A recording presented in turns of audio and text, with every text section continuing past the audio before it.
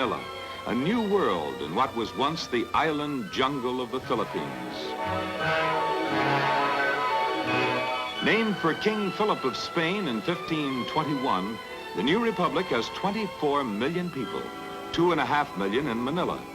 Mostly Christian, they are fun-loving, optimistic, loyal, sentimental, and socially gracious.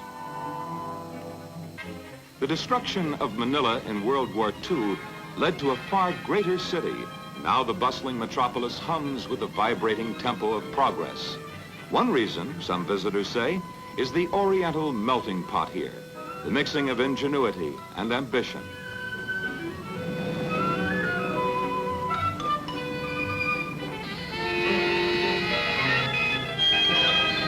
There's an example of real enterprise. Filipinos with aspirations to get somewhere turned their war surplus jeeps into what they call jeepneys, so everybody can get somewhere.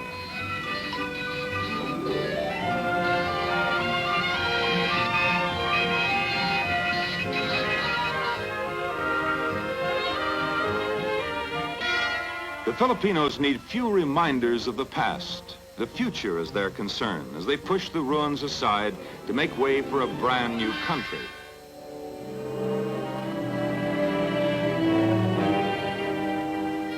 You're not here long before you believe in the miracle of Manila, for it was almost completely leveled by war.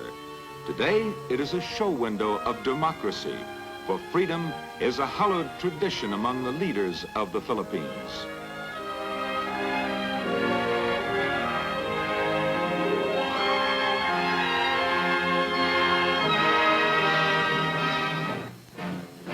A fascinating side trip is to nearby Baguio, where the National Military Academy trains leaders to help guard their newly founded republic.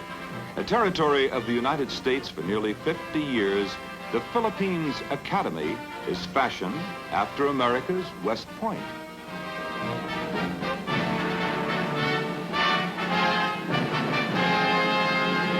Another excursion off the beaten path is a visit to Zamboanga, an old town of Muslim influence where a 17th century Spanish outpost was occupied by the Americans in 1899.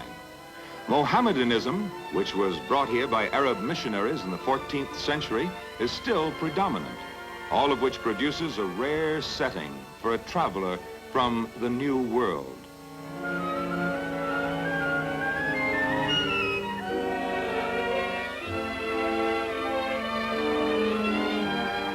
The scene at sea is also unique as they sail the gentle waters in bright-colored vintas. The Muslim people here are like other Filipinos. Theirs is a different culture.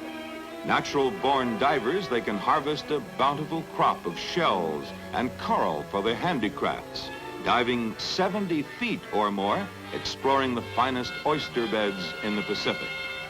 Formerly notorious for pirating in the Sulu and China seas, their fondness for artistic and colorful things led them to skills with precious metals and stones. Once one of the most warlike people in the world, they never came to terms with any of the occupying nations.